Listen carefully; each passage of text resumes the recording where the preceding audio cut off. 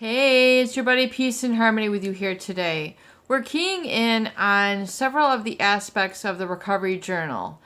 We just discussed the importance of the brain drain, the first half an hour in the morning to be spent writing longhand. Some of the intrusive thoughts, some of the flashbacks, some of the toxic musings that tend to occur after being inflicted with psychological, physical, sexual abuse, exploitation, things of that nature that occur as an influence and impact with a narcissist or psychopathic relationship.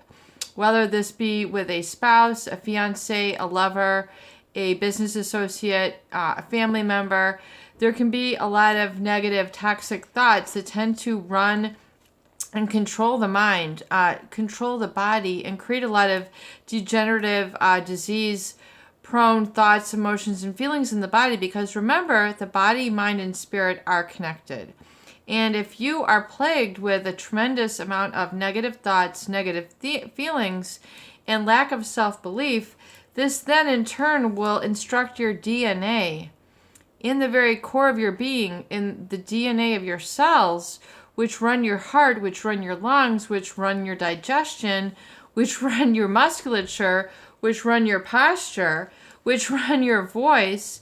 It will all have a degenerative impact. And, I really do believe that the forefront of medicine will very much look into more of the integrative medicine in healthcare, some of the holistic naturopathic elements, as well as the impact of the mind on the body itself. Because, and real quick, and we'll get into the rest of the recovery journal here, but as you can imagine, negative self-talk, which is, I'm not good enough, I don't deserve, I can't have, I must live impoverished, I must live in lack, I must maintain this being beat up psychologically by this person, I deserve to be stuck with this person. All these negative musings tend to create this depression and anxiety, and it causes the body to slump over. Okay, as if almost it's weighted down with negative feelings, because negative energy has what they call a low vibration. It has a negative vibration. Have you ever been around something that has a negative vibration or a negative sound, something that they call in music something that's dissonant? It's a clashing, it just doesn't, it's very grating. This cognitive dissonance creates that sort of, within your body, and it can cause really a lot of degeneration. And when I say dissonance, I mean that somebody who's shaming you is very contrary to your true nature, your true voice, your true being. So it creates this dissonance, anxiety, and depression within your tissues. But more so, it creates this negativity within your belief of self, and it can really send your life on a trajectory that's meant to be. It can be under a very dark cloud, or it can be very much into clarity. So when you're coming through a toxic relationship, it's very important to understand where all the thoughts, communication, and influences that the narcissist or psychopathic individual have put you under. And then, directing your life. I mean, it's very profound. It affects all areas of your life, including your employment, including what you eat, what you drink, how you feel, who you hang around, how you dress, the movies that you see, the music that you listen to. I mean, it affects all areas of your life. What you experience in your life or what you don't experience in your life. And so it's very important to kind of get rid of that toxicity. And so we talk about in the, and then we did talk about, how that affects the body. And the body, if it becomes, one of self-esteem, a low self-esteem, there's, a higher incidence of cancer. It weakens the body. It can cause a lot of back issues, troubles with the neck, people who constantly grind their teeth, people who have like rage episodes, violent, etc. So anyway, We're talking about the second part of the recovery journal. And these are exercises that I want you to engage in. And engage in at least, 2 to 3 times a week, especially in the beginning. So we've got our self-whisperer pages, basically that brain drain where we come first thing in the morning and just get it all out on the page. Get yourself a journal, get writing, get it out. Whatever it is, get it out. Because as you do that, you will no longer be a carrier for all this negativity. And you'll get to arrive at some more solution-oriented thoughts. Second part, I really want you to create a section, what I want. So if I could write out on the page what I want you to focus on if money wasn't an issue, if where I live isn't an issue, who I'm around is not an issue, who I'm married to is not an issue, who I'm being abused by is not an issue. If I didn't suffer negativity at the hands of this person, I would love to. If I didn't feel like such a victim, I would love to ...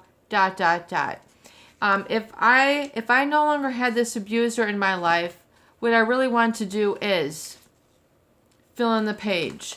If I had positive, if I believed I could do it, I would really do ... If I knew that I would succeed, I would ... If I had this person out of my life, I would really love to ...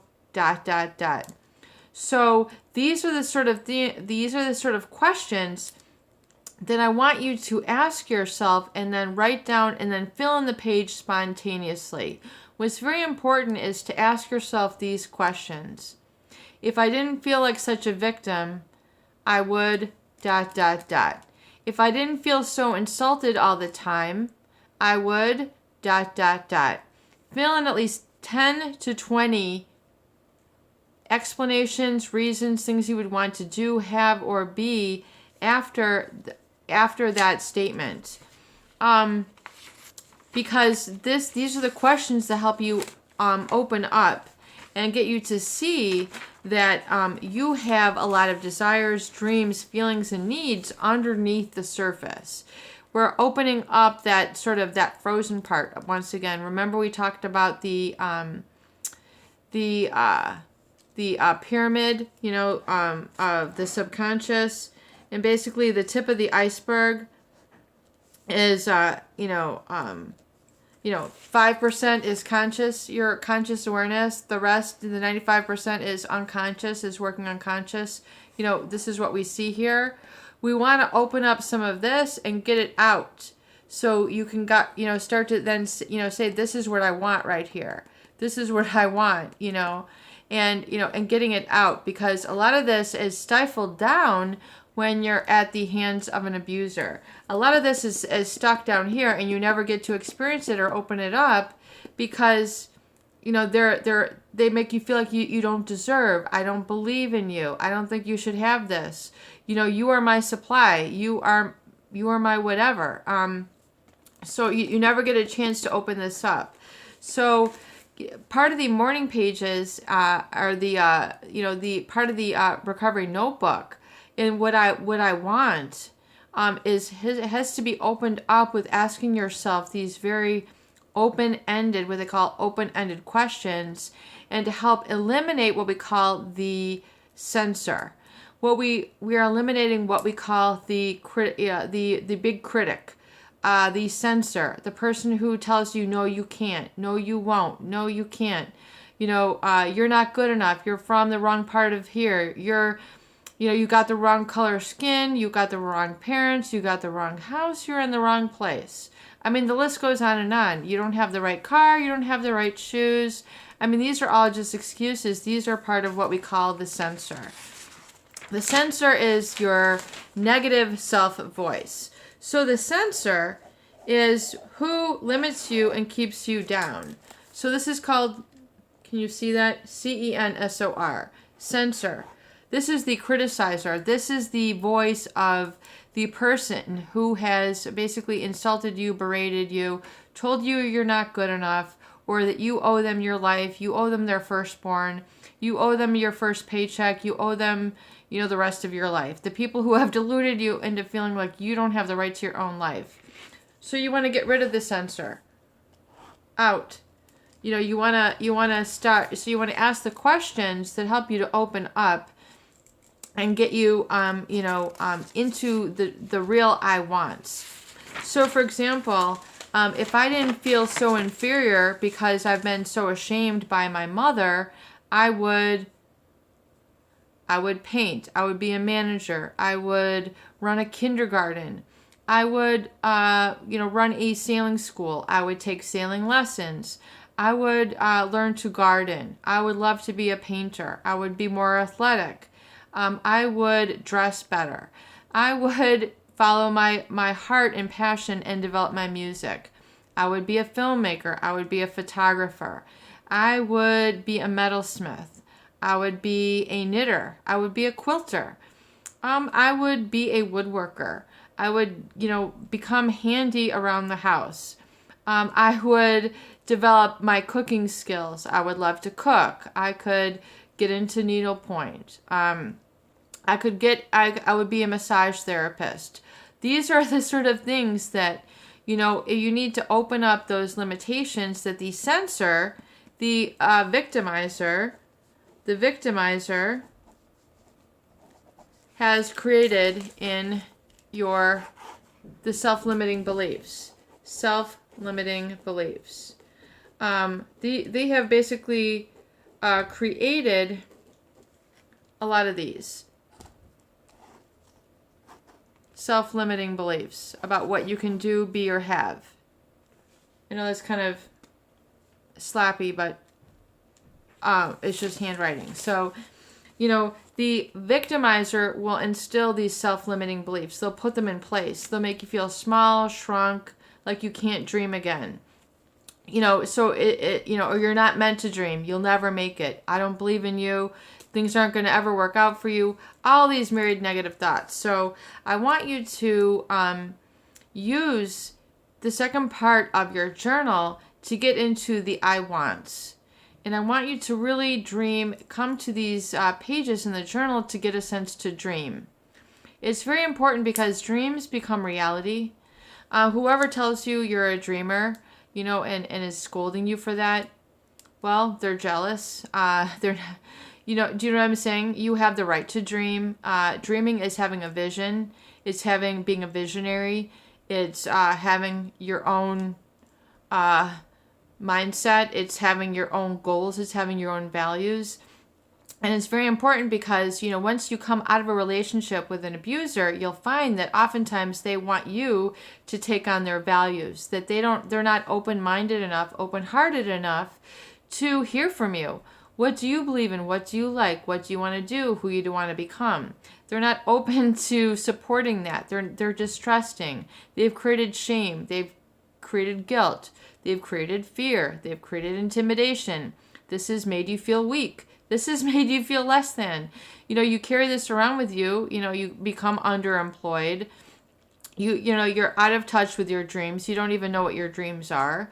And so you need to open those up and basically reignite them again because they're there. They're very much part of you.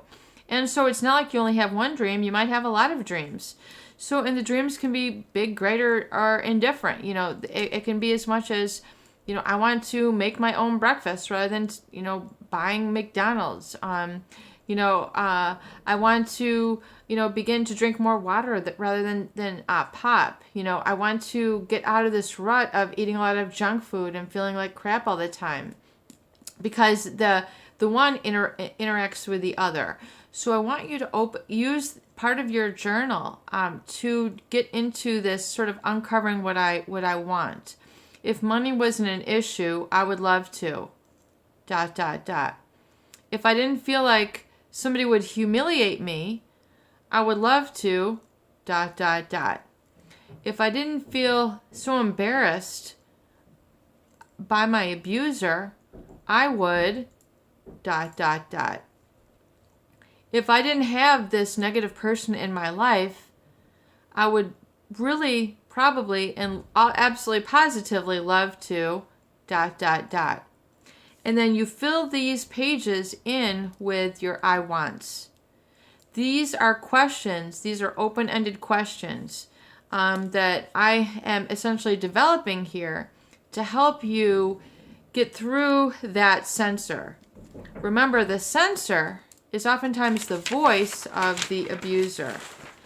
The censor is oftentimes the voice of the abuser, which is running through your head because you tend to stay around, you tend to internalize the values, voices, behaviors, thought patterns of those people who you hang around.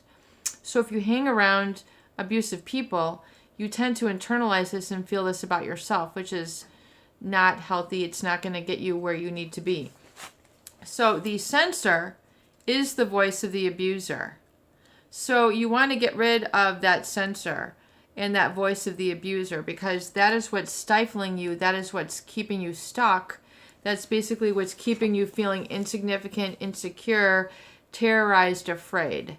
And especially in the voice of the psychopathic abuser, the voice of the psychopathic abuser becomes very possessive, where you almost feel like their voice is fused with yours and that you're going to lose a certain amount of power if you're not with them or a part of you, which is an erroneous thought.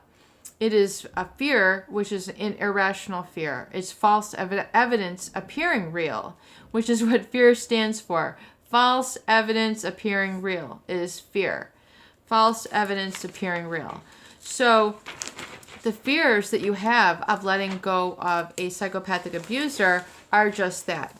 It is a false evidence appearing real. You have all the power that the psychopath has. You have all the capabilities that the psychopath alludes to. You already have these qualities.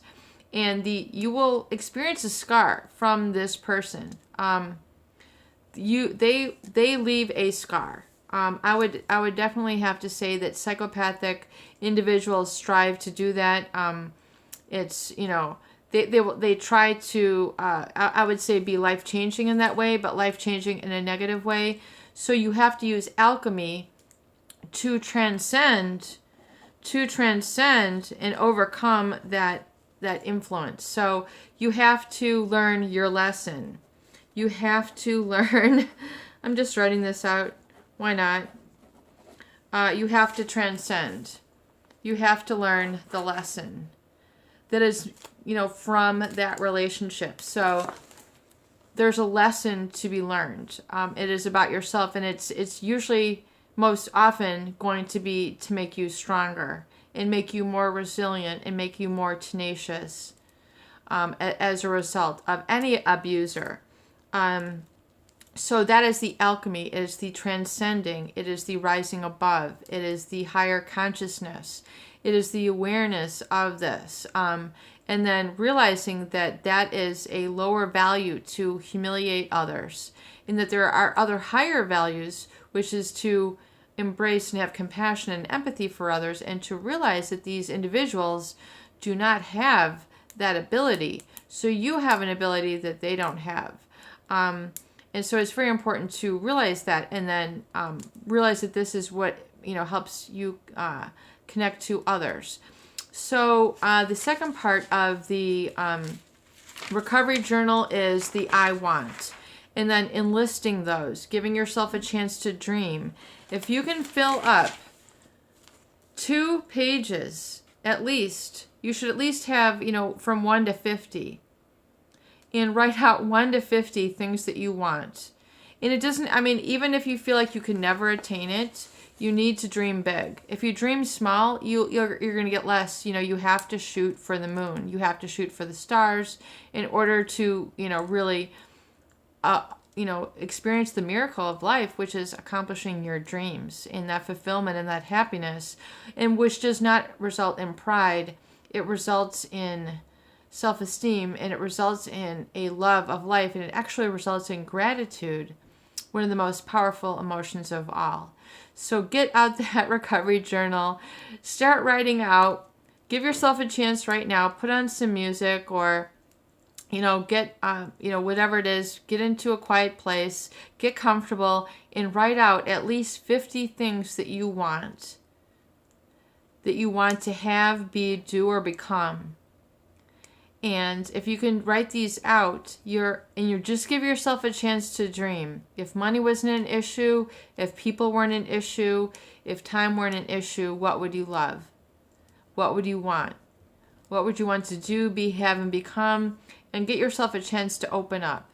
And you'll find that a lot of this has really been underneath the surface, and you'll realize that there's much more to you and your personality than you had ever known, and especially more than the victimizer has ever known or will know about you. Peace and harmony with you here today. I hope these videos do help.